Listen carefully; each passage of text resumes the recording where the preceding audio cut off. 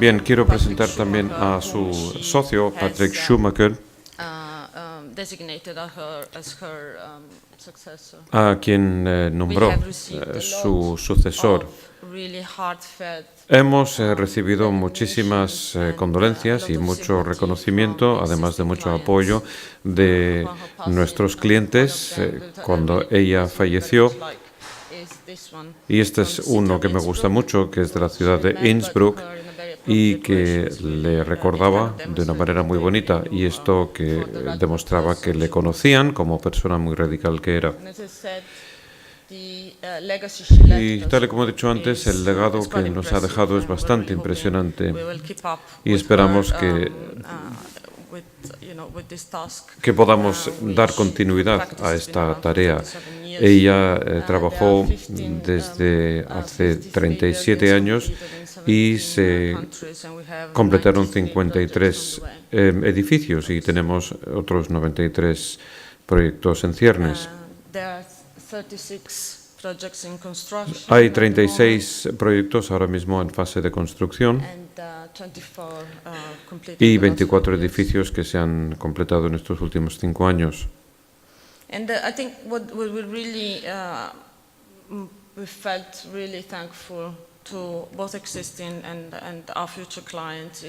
Y estamos muy agradecidos a nuestros clientes actuales y a nuestros clientes del futuro. Hemos participado en muchos concursos y pensábamos que esto era, un signo de reconocimiento de confianza y que los clientes siguen con nosotros aunque desapareciese la líder. Pero lo que quiero presentar hoy es nuestro trabajo en cuanto a regeneración y frentes de agua o waterfronts. Y quiero decir en primer lugar que creo que somos muy conocidos por nuestros diseños bastante radicales. Pero en realidad hay bastante más cera que la que arde.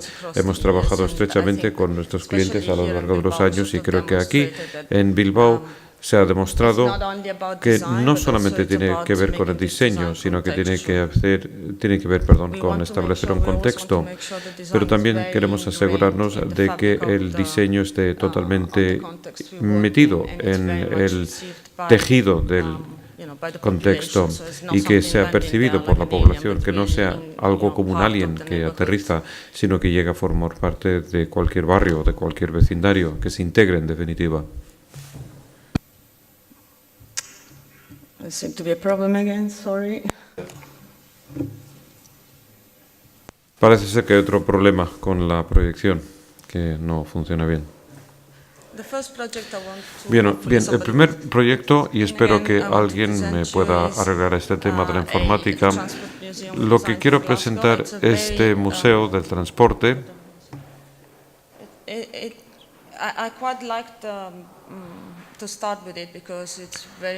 Y yo quiero empezar con ello, puesto que esto es lo que produjo o dio lugar a lo que se ha hecho en Bilbao. Glasgow es una ciudad que tiene un pasado bastante parecido, tiene el mismo tipo de patrimonio que Bilbao. Antiguamente se centró en la industria pesada y en algún momento determinado del siglo pasado fue también la segunda ciudad más importante del Reino Unido, y durante los años 70, parecido a lo que sucedió en Bilbao, hubo una decadencia generalizada. Digamos que hubo un cambio económico en la ciudad, lo cual significó que la mayor parte de los astilleros tuvieron que cerrar por falta de carga de trabajo. Y lo que la ciudad decidió hacer es bastante parecido a lo que hizo Bilbao. Este es el río Clyde, y como veis, el centro de la ciudad está aquí, en esta zona, pero en esta otra parte no había ninguna conexión entre el río y la ciudad, era una zona productiva, sin más. Y cuando empezó a desmantelar la industria, surgió la necesidad de empezar a recuperar el río y de darle un sentido muy concreto.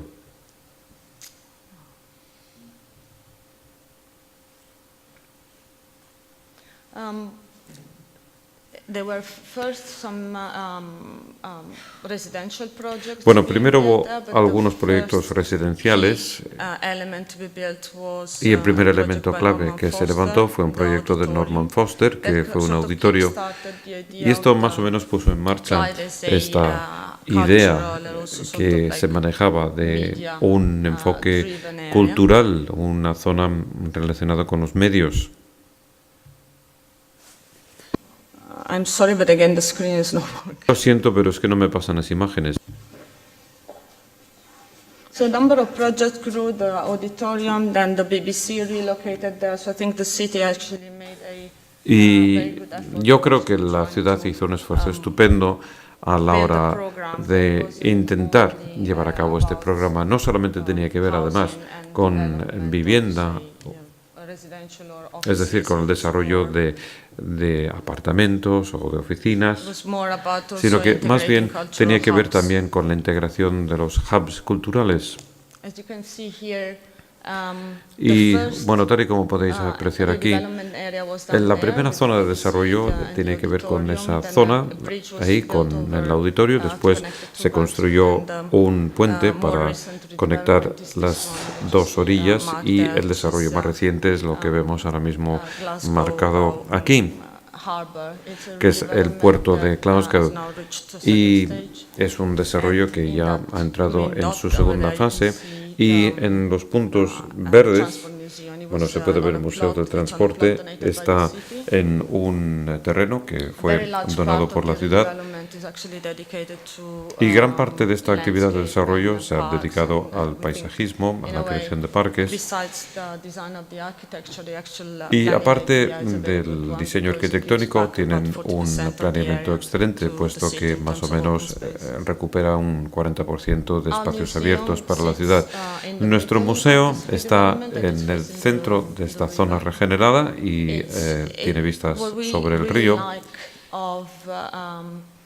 The program was that it actually relocated an existing museum that was very much loved by the population of Glasgow. Este es un museo que gozó del apoyo de la población de Glasgow. Antes era el Museo de Transporte y el contenido era muy relevante, pero las instalaciones no estaban del todo actualizadas, con lo cual nos pidieron que lo rediseñáramos todo. Y en cuanto a opciones de diseño, bueno, pues optamos por algo que nos parecía que era idóneo para la zona, tanto desde el punto de vista de materiales y, como podéis ver, bueno, es un perfil de tipo industrial y que nos recuerda en gran medida las instalaciones industriales, pero también están los materiales que reflejan un espíritu industrial. El revestimiento del edificio. Y después la exposición más o menos se ha dejado tal y como estaba en cuanto a distribución, y esto se hizo a propósito, la verdad, puesto que queríamos asegurarnos de que prevaleciera el recuerdo de la antigua exposición. Se ha aumentado, pero la distribución no se ha modernizado. Entonces, el edificio es muy contemporáneo, pero dentro, bueno, digamos que hemos seguido un poco con la tradición de antaño. Se ha reconstruido una calle de los años 30 en el interior, y lo que hemos intentado hacer es mantener el recuerdo de la antigua ciudad de Glasgow. La colección se ha multiplicado por 2 en cuanto a objetos, es bastante más grande. Y tal y como decía antes, el desarrollo del proyecto, desde luego, lo que hace es responder a las indicaciones. Se hizo un perfil extruido y esto es idóneo para la presentación de elementos de transporte. También te da la impresión de que estás como dentro de una calle. Este es un proyecto que acabamos de inaugurar en Salerno. Bueno, igual que Glasgow, es una ciudad que estaba intentando abrir nuevas vías. Digamos que siempre ha sido como la segunda ciudad después de Nápoles, que está cerca. y tenían una fuerte base de fabricación industrial hasta los años 70 y tuvieron una crisis y durante mucho tiempo la ciudad se quiso replantear la situación, aunque no consiguió gran cosa. Y tuvieron un plan general que se aprobó en 1993 y este plan general fijó una serie de objetivos y de proyectos claves que la ciudad pensaría serían fundamentales para la regeneración y uno de los proyectos es la nueva terminal de ferries. Entramos en este concurso en 2002. Llevó 16 años y fue el año 2000, se corrigió la oradora, pero bueno, era un edificio relativamente pequeño, pero conocíamos el contexto y sabemos que un proyecto en Italia puede resultar ser un gran reto. Y el diseño, de nuevo, bueno, planteaba un reto, pero tampoco era muy extremo. Lo que queríamos hacer era asegurarnos de que cubriésemos los requisitos y que la visita fuera satisfactoria. Bueno, cualquiera que saliera desde Salerno para montarse en un crucero, queríamos que tuviera una experiencia en el edificio y que lo recordaran. Y esto es lo que también deseaba el cliente. Respecto a qué es lo que devuelve el edificio a la ciudad, qué es lo que le da exactamente. Bueno, se ha creado este edificio de tal manera que se pueda aumentar el número de cruceros que llegan a este punto del país.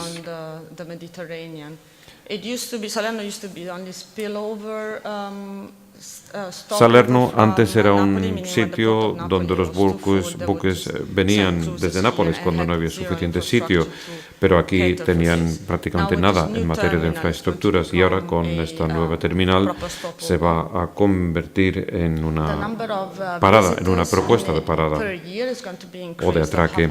Y el número de visitantes va a aumentar al año como medio millón de personas y esto se supone que va a generar 2.000 empleos nuevos en la ciudad. El edificio incluye 3 elementos. Uno de ellos es el control de fronteras. Y después, bueno, hay una terminal nacional y una terminal internacional. Y todo se basa en estos 3 elementos. Y queremos presentar una idea de austeridad. Digamos que es un elemento simbólico muy sencillo, pero a la vez es bastante memorable. Es como, bueno, es un lugar que da acogida a los visitantes. Es como un cascarón. Tiene unas vistas preciosas sobre el Golfo de Salerno, así que bueno, también hay mucha zona acristalada, mucho ventanal.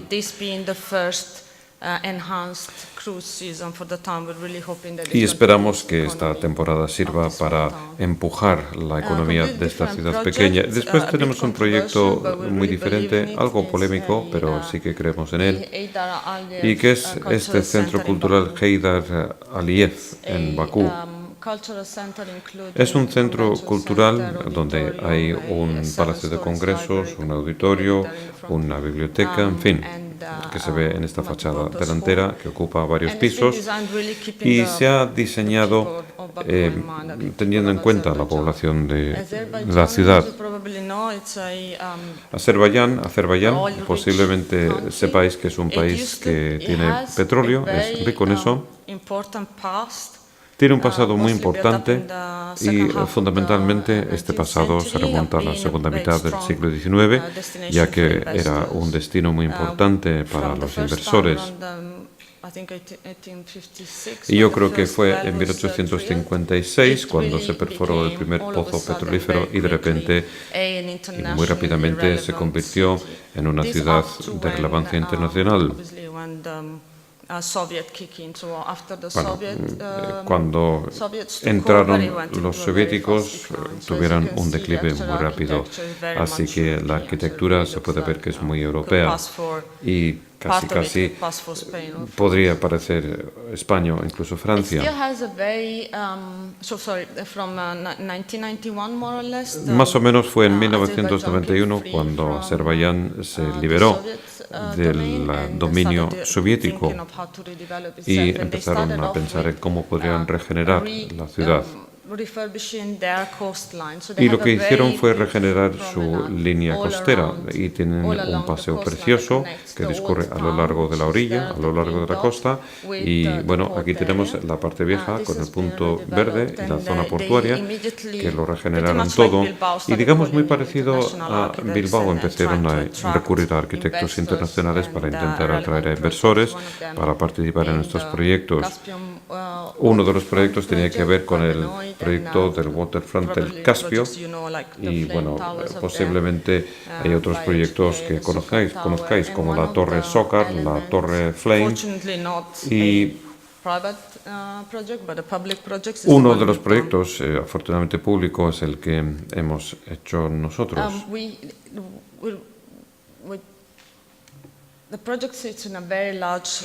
El proyecto está ubicado en una zona muy amplia, donde antes había instalaciones industriales, e intentamos dedicarlo a una zona de parques, a una zona de ocio, y es algo que les encanta a los chavales, puesto que hay pistas de skate o de skating, y bueno, como digo, goza de una gran aceptación por parte de la gente. Y en cuanto a su programa, digamos que bueno, ha habido una exposición internacional de Henri Cartier-Bresson y también la obra de Andy Warhol se pudo ver ahí. Y aunque es una especie de dictadura la que hay en el país, afortunadamente se ha utilizado esto para atraer la cultura internacional en un contexto que antes no era tan internacional, precisamente, y que era de una mentalidad bastante cerrada hasta hace bastante poco tiempo. Estudiamos la cota con mucho cuidado porque está situada en el frente de agua y está la conexión con el aeropuerto, así que forma un elemento importante. Esta es una vista del auditorio para 1.200 personas, que también sirve de centro de congresos. Tiene dos niveles. El nivel superior es para exposiciones temporales y permanentes, y en el otro nivel está el auditorio. Una de las ideas principales es que simplemente se podía levantar el suelo y convertirse en cubierta. Hay una fuerte continuidad entre los dos. No queríamos crear una diferencia entre el suelo y la cota alta. Y esta es la idea de Hadid de fundir el paisaje en la arquitectura. Este es un proyecto que hizo en Zaragoza, y sé que Zaragoza después del 2008 pasó por una época difícil, y sabemos que post-Expo hubo problemas debido a la crisis económica, pero hay algunos elementos de la Expo que todavía son de gran éxito y que han sido muy importantes para la ciudad de Zaragoza, principalmente el uso del río y el puente y el uso del meandro, que se ha convertido en un parque urbano con gran actividad. La Expo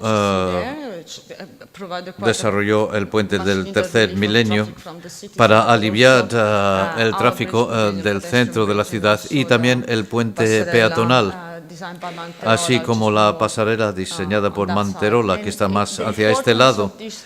Y la importancia que tienen es que conectan con un barrio que antes estaba muy desconectado.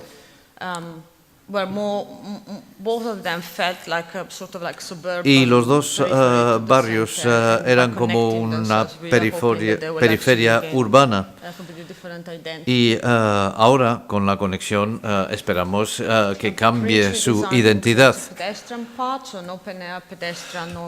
El puente incluye una zona peatonal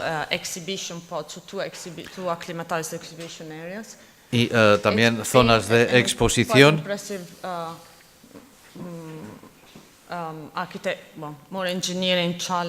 Ha sido un reto de ingeniería, y debido a los tramos, el Ebro evidentemente es un río muy ancho, y Tiene 270 metros en total, pero la mitad lo tuvimos que construir fuera de la zona porque no podíamos limitar demasiado el acceso al río y construimos 130 metros fuera de obra y luego lo colocamos en posición en combinación con los plazos estrictos de la Expo. Fue un reto considerable.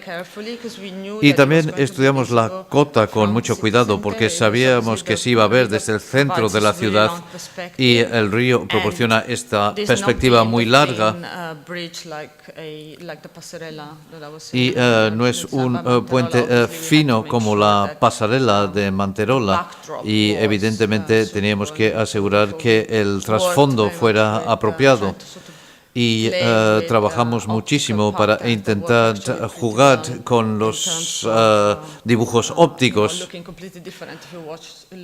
para que tuviera un aspecto totalmente diferente si se miraba desde el río o desde una de las riberas. Esta es la zona peatonal, la parte abierta del puente.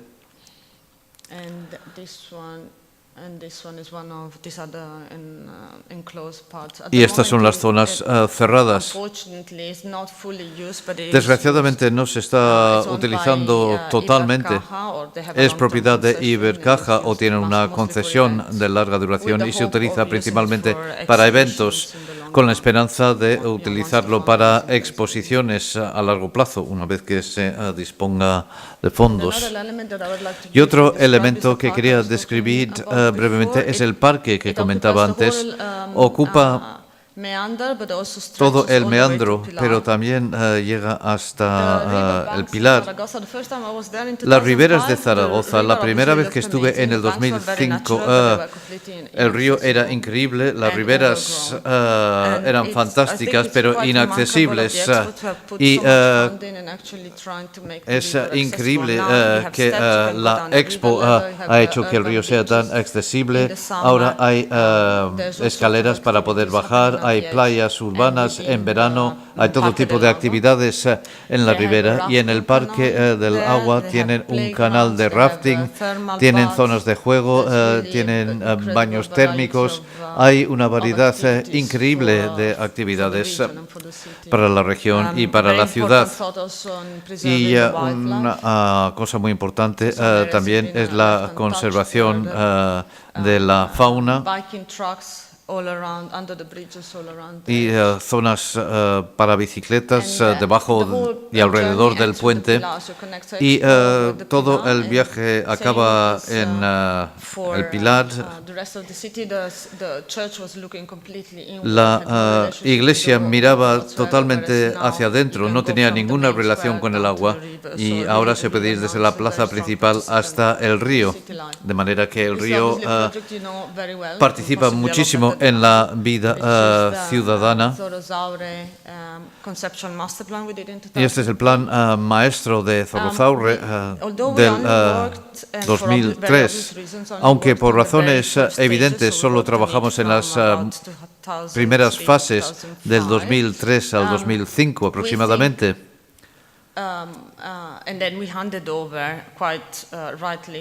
Y luego lo entregamos a arquitectos locales que están mejor situados que nosotros para desarrollar el plan maestro detallado y la reparcelación, etcétera. Y estamos muy contentos de saber que el concepto principal que establecimos junto con el cliente para la isla se ha conservado. Y las ideas al principio se centraban en la sostenibilidad y encontramos un socio fantástico en Pablo Otaola y la comisión gestora con la que siempre trabajamos de una manera estupenda y nos entendíamos muy bien y teníamos un acuerdo sobre la visión que teníamos para la isla y elementos claves son la sostenibilidad, es decir, que tenía que ser muy peatonal y evidentemente intentar conseguir un entorno bajo en carbono. Intentamos hacer una mezcla que permitiera la innovación con la idea de la economía del conocimiento, incubadoras, etcétera, para startups. Y pensamos que el patrimonio industrial de estos grandes pabellones industriales que existían en la zona serían muy apropiados para ello. Y también dimos varios ejemplos internacionales al cliente donde esto se ha hecho en otras ciudades. Y otro elemento que intentamos conservar es el patrimonio en cuanto a la integración del barrio actual y el seeding o el semilleo. Y por el semilleo queremos decir asegurar que las personas que viven ahí, el barrio, la relación con las personas, evidentemente no solo los edificios, sino también las personas, no solamente se queden ahí, pero puedan conservar su identidad y participan en todos los pasos del proceso de planificación para que tuvieran la sensación de pertenecer, de formar parte del resultado definitivo. Al principio del plan maestro, junto con el cliente y el arquitecto local, perdón, estos son evidentemente dos paladines de este proyecto, dos personas que lucharon por el Saja, evidentemente, y el alcalde Azcuna, que de nuevo fue un socio fantástico en esta tarea. Hemos hecho un estudio amplio de todos los edificios existentes, no solo los residenciales, sino también los edificios industriales, para intentar valorar cuáles había que demoler y cuáles había que conservar. Y también estamos contentos de saber que está en marcha la excavación del canal, la construcción del primer puente, el puente de Frank Gehry también está en marcha. Esperamos que llegue relativamente pronto el segundo puente. Las demoliciones, el último plan maestro se ha aprobado recientemente, así que esperamos que vaya avanzando rápidamente. La idea por la que pensamos que el patrimonio es fundamental es porque proporciona varios elementos estratégicos al plan y evidentemente es sostenible por defecto porque se conserva algo que ya existe, se mejora y se le da sentido. También proporciona un nivel de familiaridad y espacios atractivos que la gente ya conoce o gente de Bilbao los puede descubrir si no los conocían antes, pero resultan familiares y son espacios íntimos, lo que significa que ya están ahí y que tienen una historia y con los que te puedes identificar rápidamente. Y estas zonas industriales pueden fomentar la creatividad y también conservar la comunidad actual, como decía. Y no solo tiene que ver con conservar el envoltorio del edificio industrial, sino en la medida de lo posible intentar también conservar la textura, la luz, la disposición interior y el propio material. Estas cosas que les dan identidad. Zorrozaurre tiene elementos bastante impresionantes que representan la arquitectura nacional vasca. Este es un ejemplo muy interesante, pero también tiene expresiones más espontáneas. Por ejemplo, los murales. Cuando no se formaliza un espacio, desencadena una creatividad libre. Y no queremos que la isla esté totalmente definida y totalmente nueva. Queremos que siga existiendo la posibilidad de que existan cosas como esta. Y esto es una especie de catálogo de cómo trazamos todos los edificios actuales y los identificamos. Y respecto a las cotas, el aspecto que tiene Zorrozaurre desde San Ignacio, desde Olabeaga, Queríamos asegurar que la textura y el grano se conservara. Identificamos los edificios que queríamos conservar y definimos el ancho de nuestro tejido para que encajara con estos elementos. Así que los elementos tal vez sean más altos que estos y mirando hacia el río, pero presentando más o menos la misma cara que los edificios más bajos hacia la ría. Y también hicimos un esfuerzo por conservar los clústeres, los agrupamientos y asegurar que no se sintieran abrumados por la mayor densidad de los nuevos barrios, rodeándolos de parques. Evidentemente no dejarles aislados, pero tampoco que sintieran la sombra del nuevo tejido. Uno de los elementos que incorporamos, y esto por supuesto es un proyecto en Londres, una ciudad mucho más grande, pero pensamos que sería interesante mirar lo que se ha hecho en Shoreditch.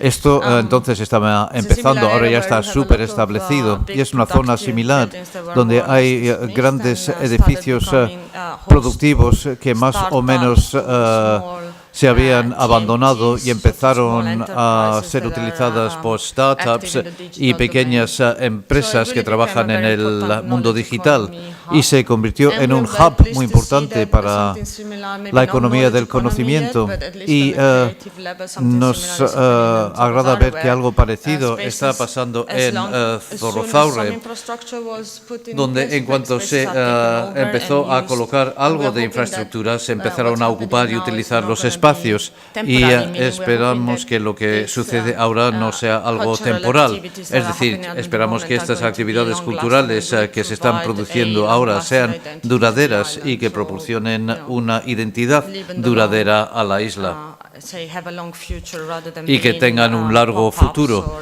en lugar de ser simples desplegables o usos temporales.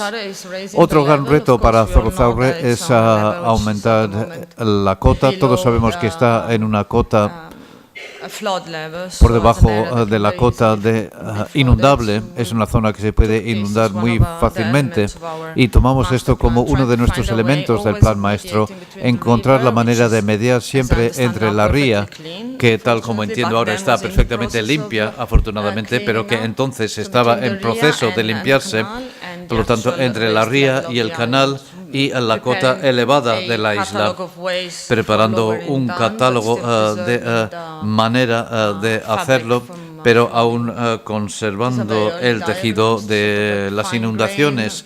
Y son diagramas muy iniciales con el paisaje urbano. Algunos ejemplos que hicimos, una especie de guías visuales, más o menos. Pensamos que no funciona realmente la planificación bidimensional. Hay que mostrar ejemplos que las partes interesadas puedan entender y también que puedan entender las asociaciones de vecinos. Y en la zona de San Ignacio,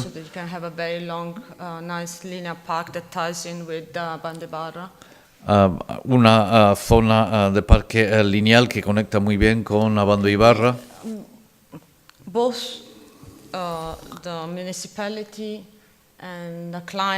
Y tanto el municipio como el cliente, la comisión gestora, pensaban que la isla también necesitaba una identidad tridimensional, un hito. Como decíamos, ya tiene una identidad muy fuerte, pero queríamos que se viera desde todas partes o que fuera identificable desde cualquier sitio de Bilbao. Y una de las ideas era que la BBK trasladara allí su sede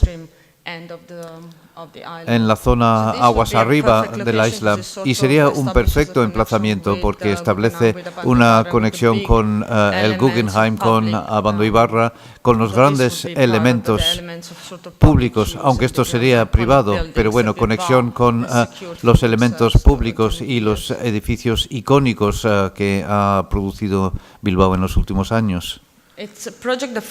Es un proyecto que para nosotros es algo que llevamos muy dentro, porque puso en marcha todo un trabajo de investigación en la construcción de torres y rascacielos de una manera razonable y fácil de fabricar. Y en este caso en concreto trabajamos con la simetría. Este edificio es simétrico, aunque no lo parece, en el eje vertical y también en el eje horizontal. Es decir, hay un nivel de repetición de 16. Cada elemento se repite 16 veces. Y el revestimiento, la estructura, hace que sea bastante económico de construir, pero sigue dando esta idea de una superficie impredecible, parece mucho más complejo de lo que es. Y el banco también quería incorporar el uso público aquí y nos gustó la idea de contar con un podio que evidentemente por razones de seguridad está separado físicamente de la torre, pero es contiguo a la torre y se utilizaría para actividades benéficas y probablemente para la universidad. Y la idea era contar con un auditorio y una biblioteca abierta las 24 horas para la universidad. Otro proyecto que hemos hecho aquí en Bilbao es el Plan Maestro de Olabeaga, y evidentemente no ha avanzado tanto como Zorrozaurre, pero nos parece importante mostrarlo, porque para nosotros y para el cliente fue un gran esfuerzo, un diseño moderno que se tuvo que negociar y discutir con las partes interesadas, y hubo una fuerte oposición, una fuerte fricción entre los habitantes de Olabeaga y los otros stakeholders y los planificadores, y se diseñó más o menos en 2D, aplanando la ribera con una gran pared de retención en la ría que nos pareció francamente mal.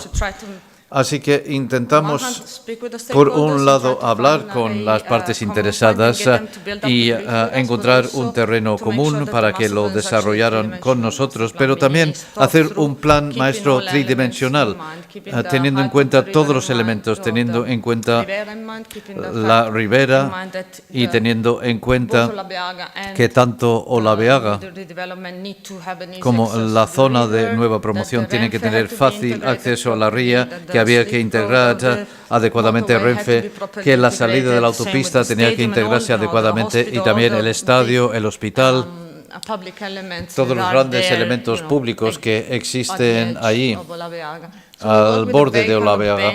Así que trabajamos con un tejido muy adaptable que intentaba hacer de puente o cubrir estos elementos que básicamente interferían con el barrio, y propusimos cubrir parte de la carretera, etcétera, para reducir el impacto ambiental y también visual.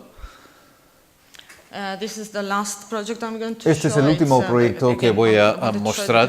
Lo quería mostrar porque es un proyecto muy grande. Creo que es 10 veces más grande que Zorrozaurre, un proyecto muy grande en Istambul, pero también se plantea de una manera muy diferente. La zona está situada aquí abajo y no tengo puntero, desgraciadamente, pero ahí está el Cuerno de Oro.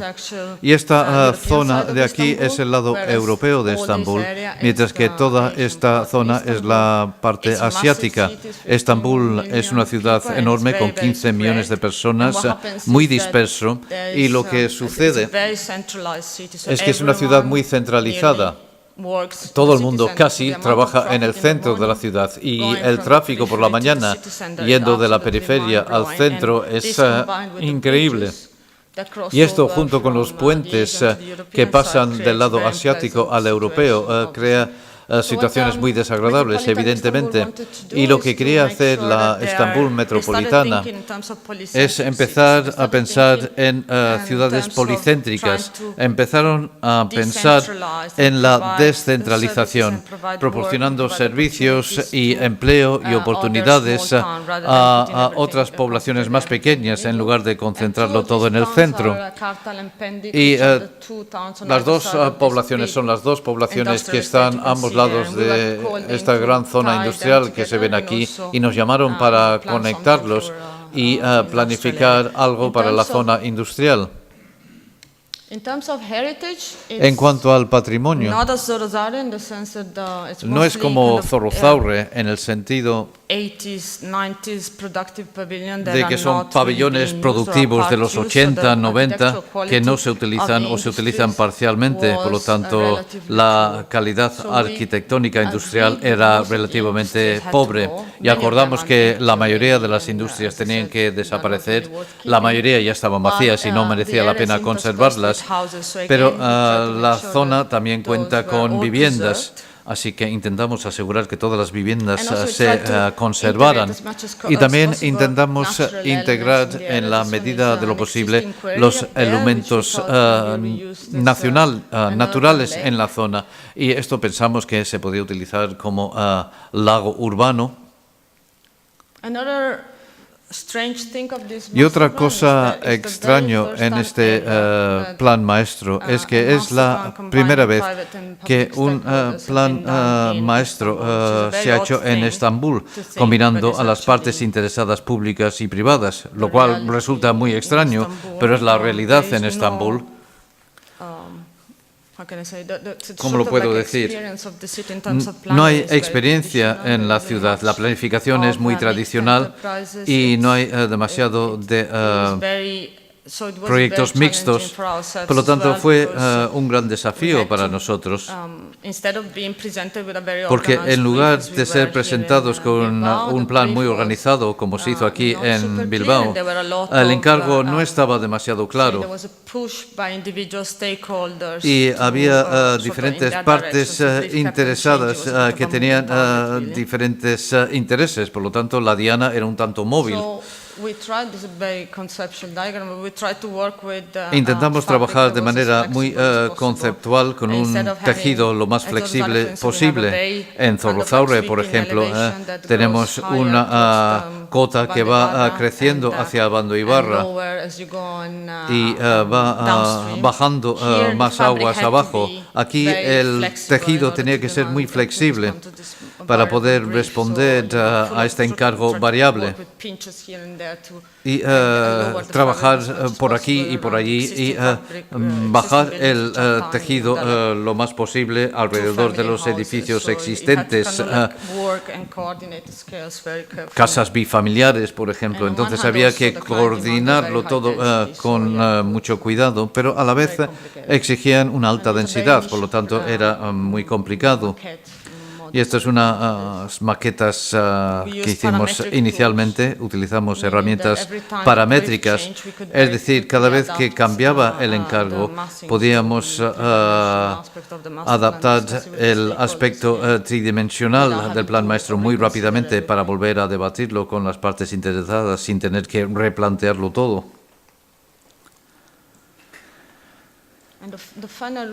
Y el resultado definitivo es algo de lo que nos sentimos muy orgullosos de alguna manera, porque conseguimos conectar estos dos barrios, pero también conseguimos ayudar al cliente a través de este proceso doloroso de reunir a todas las partes interesadas.